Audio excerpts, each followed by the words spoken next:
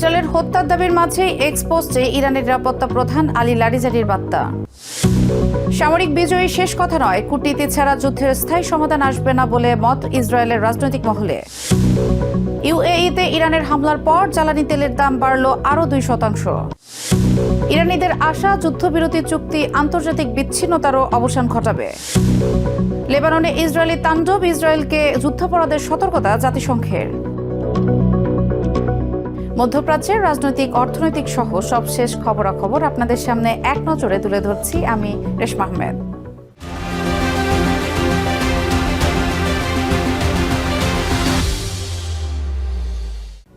ইরানের নিরাপত্তা প্রধান আলী লারিজানি এবং বাসিজ মিলিশিয়া প্রধান গোলাম রেজা সোলেইমানি নিহত হয়েছেন বলে দাবি করেছে ইসরায়েল। মঙ্গলবার এক বিবৃতিতে দেশটির প্রতিরক্ষামন্ত্রী ইসরায়েল কাটজ এই চাঞ্চল্যকর তথ্য দাবি করেন। তবে তেল আবিবের এমন দাবির কয়েক মিনিটের মধ্যেই লারিজানির এক্স হ্যান্ডেল থেকে একটি পোস্ট আসায় তৈরি হয়েছে চরম ধোঁয়াশা। ইরানের শীর্ষ কূটনীতিক আলী লারিজানিকে হত্যার দাবি করেছে ইসরায়েল। মঙ্গলবার প্রতিরক্ষা মন্ত্রী ইসরায়েল কাটজ এক প্রেস ব্রিফিংয়ে বলেন, তেল আবিবের টার্গেটেড হামলায় প্রাণ হারিয়েছেন ইরানের সুপ্রিম সিকিউরিটি কাউন্সিলের সেক্রেটারি আলী লারিজানি। ইরানের সুপ্রিম ন্যাশনাল সিকিউরিটি কাউন্সিলের সচিব লারিজানি এবং বাসিস প্রধান সোলেইমানিকে রাতেই নির্মূল করা হয়েছে। তারা এখন জাহান্নামের অতল গহ্বরে ওই তথাকথিত অশুভ শক্তির অন্যান্য সদস্যদের এবং তাদের ধ্বংসাত্মক কর্মসূচির হোতা খামেনির সাথে যোগ দিয়েছেন। এছাড়াও ইসরায়েলি সামরিক বাহিনী আইডিএফ দাবি করেছে ইরানের আধা সামরিক বাসিজ বাহিনীর প্রধান গোলাম রেজা সোলাইমানিকেও তারা হত্যা করেছে। কাটজ বলেন, ইরানে আইডিএফ এর এই অভিযান অব্যাহত থাকবে। প্রধানমন্ত্রী নেতানিয়াহুর লক্ষ্য অর্জন না হওয়া পর্যন্ত তেল আবিবের লড়াই চলবে বলেও জানান তিনি। তবে আলোচনার কেন্দ্রে এখন আলী লারিজানি, যাকে একসময় ইরানের ক্যানেডি আখ্যা দিয়েছিল টাইম ম্যাগাজিন। গত কয়েক দশক ধরে ইরানের পারমাণবিক আলোচনা ও সংসদ স্পিকার হিসেবে দায়িত্ব পালন করা এই ঝানু কূটনীতিক গত বছরের আগস্টে দেশটির সুপ্রিম সিকিউরিটি কাউন্সিলের সচিব পদে দায়িত্ব পান। এরপর থেকে প্রয়াত নেতার সর্বোচ্চ আস্থা ও বিশ্বাসের জায়গায় নিজেকে অধিষ্ঠিত করেন লারিজানি। মৃত্যুর আগে সর্বোচ্চ নেতার শূন্যতাকালে দেশটির নীতি নির্ধারণী পর্যায়ে লারিজানিকে বিশেষ দায়িত্বও দিয়ে যান Ayatollah Ali Khamenei. Ali Khamenei নিহত হওয়ার পর কার্যত ইরানে কূটনীতি ও রাজনৈতিক সিদ্ধান্ত গ্রহণে লারিজানি সর্বোচ্চ নীতি নির্ধারক হিসেবে ভূমিকা পালন করেছেন। ইসরায়েলের দাবি অনুযায়ী লারিজানি নিহত হয়ে থাকলে সেটা হবে তেহরানের জন্য বড় ধাক্কা। তবে আলী লারিজানির এক্স অ্যাকাউন্ট বলছে তিনি এখনো নিরাপদেই আছেন। ইসরায়েলি দাবির কয়েক মিনিটের মাথায় লারিজানির এক্স অ্যাকাউন্ট থেকে একটি পোস্ট তার নিহতের দাবিকে প্রশ্নবিদ্ধ করেছে, যেখানে তিনি নিজেই সর্বোচ্চ নেতার পক্ষ থেকে অন্য শহীদদের জন্য শোকবার্তা শেয়ার করেছেন। সুপ্রিম লিডারের পক্ষ থেকে লিখিত শোকবার্তার ক্যাপশনে তিনি ওয়াশিংটনের হামলায় নিহত ৮০ নাবিকের রুহের মাগফিরাত কামনা এবং তেহরানে তাদের জানাজায় অংশ নিতে ইরানিদের প্রতি আহ্বান জানান। বর্তমানে সর্বোচ্চ নেতার হয়ে কার্যত লারিজানি সব সামলাচ্ছেন, তাই তার পক্ষ থেকে এই বিশেষ বার্তা আসার অর্থ তিনি এখনো সুরক্ষিত। কাটজ লারিজানিকে লক্ষ্য করে হামলার কথা জানালেও টার্গেট কতটা সফল তা নিয়ে খোদ ইসরায়েলি মিডিয়াতেই চলছে বিতর্ক, যদিও তেহরান এ বিষয়ে এখনো কোনো মন্তব্য করেনি। Tasnim Tajin, TVN 24 news desk. Iran ও হিজবুল্লাহর বিরুদ্ধে ইসরায়েলের সামরিক অভিযান এখন তৃতীয় সপ্তাহে। রণক্ষেত্রে অভাবনীয় সাফল্যের দাবি করলেও এই যুদ্ধের চূড়ান্ত পরিণতি নিয়ে খোদ ইসরায়েলের ভেতরেই উঠেছে প্রশ্ন। দেশটির বিরোধী রাজনৈতিক নেতা ও আইডিএফ এর সাবেক chief of staff year Golan সতর্ক করে বলেছেন, কেবল সামরিক বিজয়ী শেষ কথা নয়, কূটনীতি ছাড়া এই যুদ্ধের স্থায়ী সমাধান বা সফলতা আসবে না। অন্যদিকে বাংকার জীবনে অতিষ্ঠ ইসরায়েলিরা বলছেন, আতঙ্ক যেন পিছু ছাড়ছে না। ইরান ও তার প্রক্সি গোষ্ঠীগুলোর বিরুদ্ধে ইসরায়েলের সামরিক অভিযান এখন তুঙ্গে। একের পর এক লক্ষ্যবস্তুতে নিখুঁত আঘাত হেনে আইডিএফ তাদের সক্ষমতার প্রমাণ দিচ্ছে। তবে এই দাপুটে অভিযানের ভবিষ্যৎ গতিপথ নিয়ে তৈরি হয়েছে ধোঁয়াশা। ইসরায়েলি সামরিক বাহিনীর সাবেক chief of staff major general Yair গোলানের মতে যুদ্ধই সমাধানের একমাত্র উপায় হতে পারে না। সাবেক সামরিক কর্মকর্তা ও বর্তমান বিরোধী রাজনীতিকের দাবি, সামরিক বিজয় বড় অর্জন হলেও এটি সব নয়। যুদ্ধের লক্ষ্য এবং এর পরবর্তী রাজনৈতিক ও কূটনৈতিক পরিণতি নিয়ে এখনই ভাবা জরুরি। সামরিকভাবে আমরা দারুণ সফল, কিন্তু ভবিষ্যতের পথ ঠিক করতে গভীর দূরদর্শিতা দরকার। আমরা আসলে কোন দিকে যাচ্ছি? ইরান বা লেবাননে হিজবুল্লাহর বিরুদ্ধে এই অভিযানের চূড়ান্ত পরিণতি বা আসলে কি? আমি মনে করি কূটনীতি ছাড়া আমরা সামরিক অভিযানের পূর্ণ সুফল ঘরে তুলতে পারবো না। গোলানের এই সংযত বার্তার ভিন্ন মত রয়েছে। নেসেট সদস্য অ্যাভিগডোর লিবারম্যানের মতে, আলোচনার টেবিলে নয়, জবাব দিতে হবে রণক্ষেত্রেই। ইরান সব সীমা অতিক্রম করেছে। তাদের বন্দর, আব্বাস এবং খার্ক দ্বীপের জ্বালানি অবকাঠামো গুড়িয়ে দিতে হবে। ইরানকে অচল করে দেওয়ার এখনই সময়। এখানে দয়া দেখানোর কোনো সুযোগ নেই। তবে ইয়ার গোলানের মতো অভিজ্ঞ সমরবিদরা মনে করিয়ে দিচ্ছেন, যুদ্ধের মাঠের বিজয় যদি আলোচনার টেবিলে সফল না হয়, তবে এই সংঘাত কেবল দীর্ঘই হবে। অন্যদিকে রাজনৈতিক নেতাদের এই পাল্টাপাল্টি অবস্থানের মাঝে পিষ্ট হচ্ছে সাধারণ মানুষ। তেল আবিব থেকে উত্তরের সীমান্ত শহরগুলোতে বাংকারই ইসরায়েলিদের জীবন রক্ষার মূল ভরসা। ইরানি মিসাইল ও হিজবুল্লাহর রকেট হামলায় প্রতি মুহূর্ত আতঙ্ক তাড়িয়ে বেড়ায় সাধারণ ইসরায়েলিদের। ভয়াবহ এক বিস্ফোরণের শব্দ শুনে আমরা শেল্টারে ঢুকে পড়ি। বাইরে কি ঘটছে বোঝার উপায় নেই। দীর্ঘ সময় পর বের হয়ে দেখি চারিদিকে আতঙ্ক। ইসরায়েলি পুলিশ বলছে, ইরান এখন আবাসিক এলাকায় ক্লাস্টার বোমা ব্যবহার করছে। অন্যদিকে ইসরায়েলও যুদ্ধের পরিকল্পনা আরো 3 সপ্তাহের জন্য বাড়িয়েছে। একদিকে ধ্বংসাত্মক হামলার হুমকি, অন্যদিকে দীর্ঘমেয়াদী শান্তি স্থাপনের চেষ্টা। সব মিলিয়ে এক অস্থির সময়ের মধ্য দিয়ে যাচ্ছে পুরো মধ্যপ্রাচ্য। Nahid Sihan, TVN 24 news desk. যুদ্ধের ফলাফল কোনো সোশ্যাল মিডিয়ার বক্তব্য দিয়ে নির্ধারণ হয় না বলে মন্তব্য করেছে ইরানের সামরিক মুখপাত্র ইব্রাহিম জুলফিকারি। মঙ্গলবার প্রেসিডেন্ট ট্রাম্পকে উদ্দেশ্য করে তিনি বলেন, ফয়সালা হবে রণক্ষেত্রে। অন্যদিকে ইসরায়েলের প্রধানমন্ত্রী দাবি করেছেন, পতনের দ্বারপ্রান্ত থেকে ইসরায়েল এখন আঞ্চলিক শক্তিতে পরিণত হয়েছে। ওয়াশিংটনের সাথে যৌথভাবে তেল আবিব এগিয়ে যাচ্ছে জানিয়ে বেঞ্জামিন নেতানিয়াহু বলেন, উপসাগরীয় অঞ্চলে ইউএস মিত্রদের জন্য ইসরায়েল বড় চমক নিয়ে অপেক্ষা করছে। মধ্যপ্রাচ্য সংঘাতের উত্তেজনায় এবার প্রেসিডেন্ট ডোনাল্ড ট্রাম্পকে কটাক্ষ করে তীব্র হুঁশিয়ারি দিয়েছে ইরান। মঙ্গলবার দেশটির খাতিমুল আম্বিয়া ঘাঁটির মুখপাত্র ইব্রাহিম জুলফিকারি বলেন, যুদ্ধের ফলাফল কোনো সোশ্যাল মিডিয়ার বক্তব্যের মাধ্যমে নির্ধারিত হয় না, বরং এর ফয়সালা হবে রণক্ষেত্রে। ইরানের এই সামরিক মুখপাত্র ওয়াশিংটনের সামরিক অভিযানের কোড নাম নিয়েও আক্রমণাত্মক মন্তব্য করেন। আমেরিকার প্রেসিডেন্টের জন্য আমাদের একটি বার্তা আছে, আর তা হলো যুদ্ধের ফলাফল টুইট দিয়ে নির্ধারণ করা যায় না। যুদ্ধের ফয়সালা হয় রণক্ষেত্রে, যেখানে আপনার বাহিনী আসার সাহস পায় না। আপনার এপিক ফিউরি বা মহাক্রোধকে বরং এপিক ফিয়ার বা মহা আতঙ্ক নাম দিলেই ভালো মানাবে। ইব্রাহিম জুলফিকারির দাবি, শত্রুপক্ষের প্রতিরক্ষা ব্যবস্থা এখন ধ্বংসের দ্বারপ্রান্তে। এই সময় supreme leader Ayatollah Sayyid Mustafa খামেনির নির্দেশেই তেহরান এই অভিযান চালাচ্ছে বলে জানান। ইরানের এই হুমকির প্রতিফলন দেখা গেছে ইসরায়েলের কেন্দ্রস্থলেও। রাতভর তীব্র ক্ষেপণাস্ত্র হামলার পর দিনের বেলাও ইরানে হামলায় বেশ কিছু আবাসিক এলাকা ও যানবাহন ক্ষতিগ্রস্ত হয়েছে। গণমাধ্যমে আসা ভিডিওতে সাইরেনের শব্দে সাধারণ মানুষকে দিক বিদিক ছুটে নিরাপদ আশ্রয় নিতে দেখা গেছে।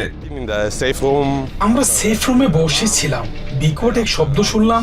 বাইরে এসে দেখি ধুলো আর পাথরে চারপাশ মাখামাখি। মাটির নিচে বিশাল এক গর্ত হয়ে গেছে। গত 2 বছরে অনেক রকেট দেখেছি, কিন্তু এটা ছিল সত্যিই খুব ভীতিজনক। ছোট একটি রকেটেই ব্যাপক ক্ষতি হয়েছে।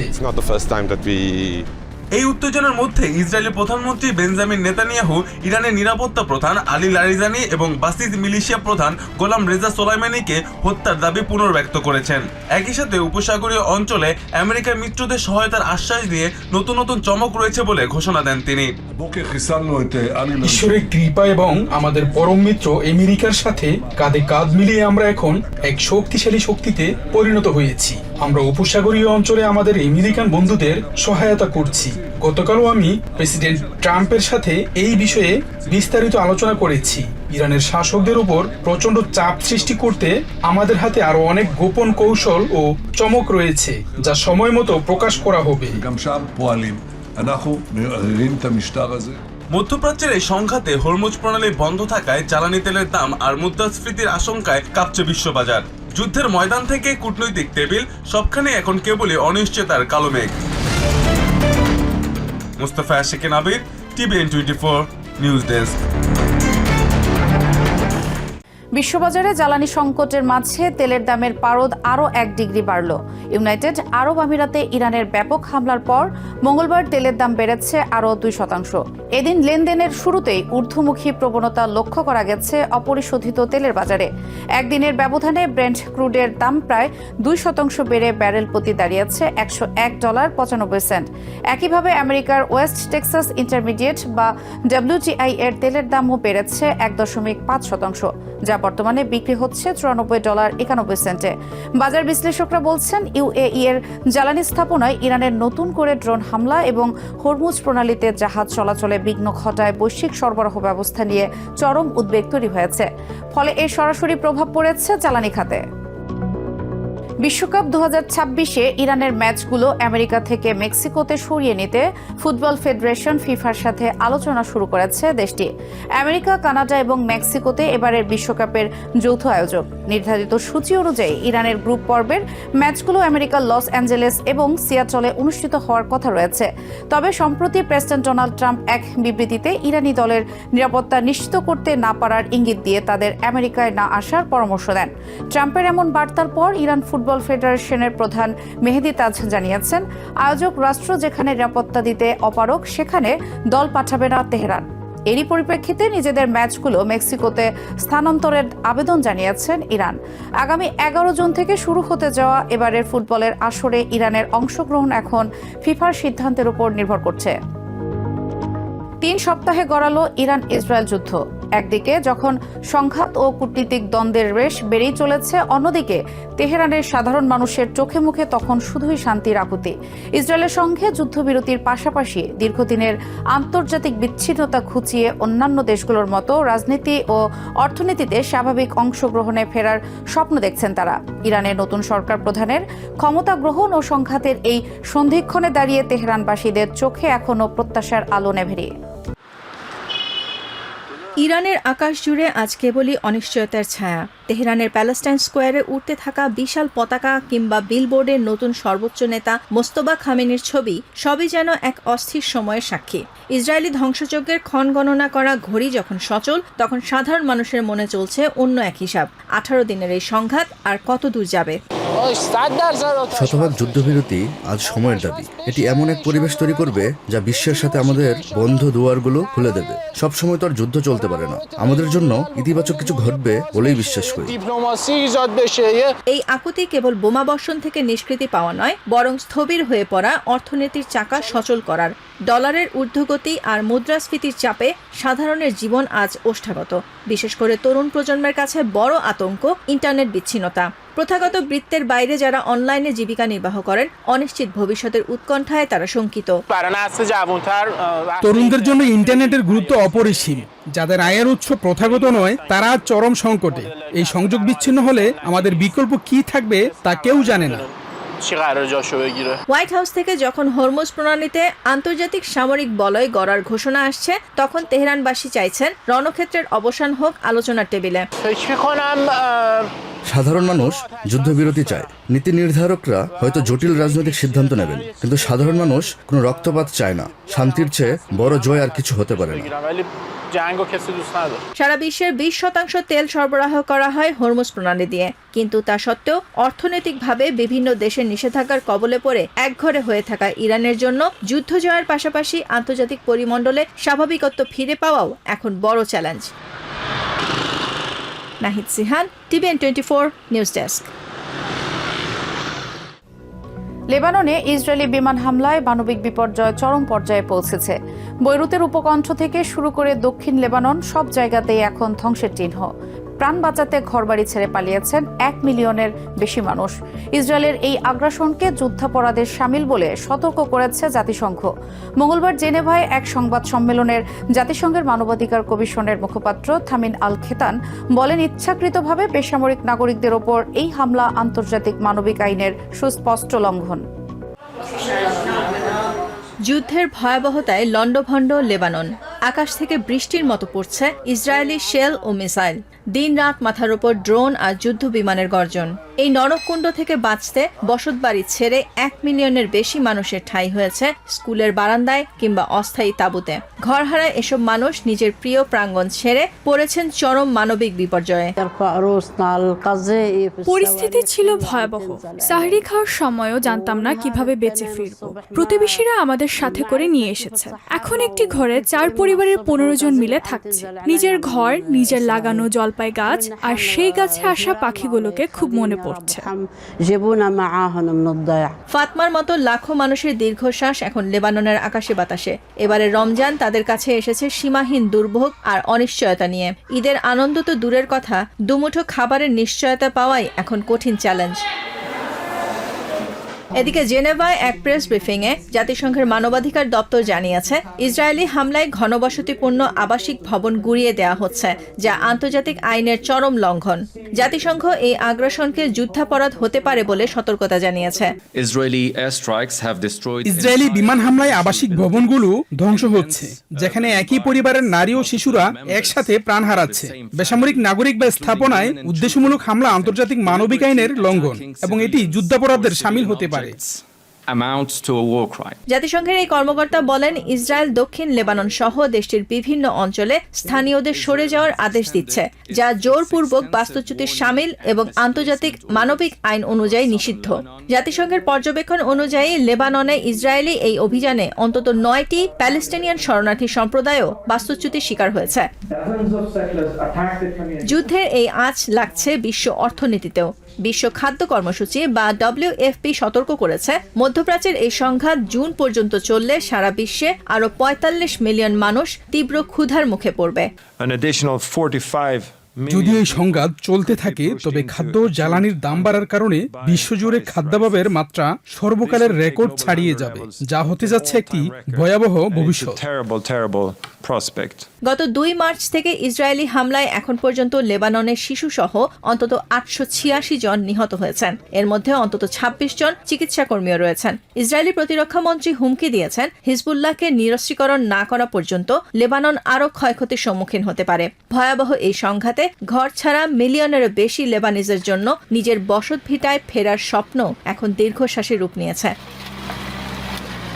Nahid Sihan, TVN 24 news desk. মধ্যপ্রাচ্যে চলমান যুদ্ধের সরাসরি প্রভাব পড়তে শুরু করেছে কাতারের উচ্চশিক্ষার প্রাণকেন্দ্র এডুকেশন সিটিতে। রক্তক্ষয়ী যুদ্ধ যখন 3য় সপ্তাহে গড়িয়েছে, তখন কাতারের বিদেশি শিক্ষার্থীদের নিরাপত্তা নিশ্চিত করতে জারি করা হয়েছে বিশেষ সতর্কবার্তা। দেশটির স্বরাষ্ট্র মন্ত্রণালয় স্টুডেন্ট হাউজিং খালি করার নির্দেশ দেওয়ার পর অর্ধেক শিক্ষার্থী ক্যাম্পাস ছেড়ে গেছে। মঙ্গলবার কাতার ফাউন্ডেশনের নির্বাহী পরিচালক আব্দুল নাসির আল তামিমি জানান, শিক্ষার্থীদের নিরাপত্তায় তারা কোভিডের অভিজ্ঞতার কাজে লাগানোর চেষ্টা করেছেন। চলমান অস্থিরতা ও অনৈতিক সংকটের সংখ্যায় এডুকেশন সিটির বিদেশি শিক্ষার্থীদের ভবিষ্যৎ এখন চরম অনিশ্চয়তার মুখে। মধ্যপ্রাচ্যে চলমান উত্তেজনার জেরে কাতারে অবস্থানরত হাজারো আন্তর্জাতিক শিক্ষার্থীর শিক্ষা জীবন এখন অনিশ্চয়তার মুখে। গত 3 সপ্তাহ ধরে চলা আমেরিকা, ইসরায়েল ও ইরানের এই রক্তক্ষয়ী সংঘাত এখন কাতার ফাউন্ডেশনের ক্যাম্পাসে উদ্বেগের ছায়া ফেলেছে। দেশটির স্বরাষ্ট্র মন্ত্রণালয় থেকে একটি সতর্কতামূলক আদেশ জারির পর এডুকেশন সিটির অর্ধেক শিক্ষার্থী ক্যাম্পাস ছেড়েছে বলে জানিয়েছে কাতার ফাউন্ডেশন। তবে শিক্ষার্থীরা জানান, নিরাপত্তা নিয়ে অভিভাবকরা উদ্বিগ্ন থাকলেও পড়াশোনা চালিয়ে যেতে দৃঢ় প্রতিজ্ঞ তারা।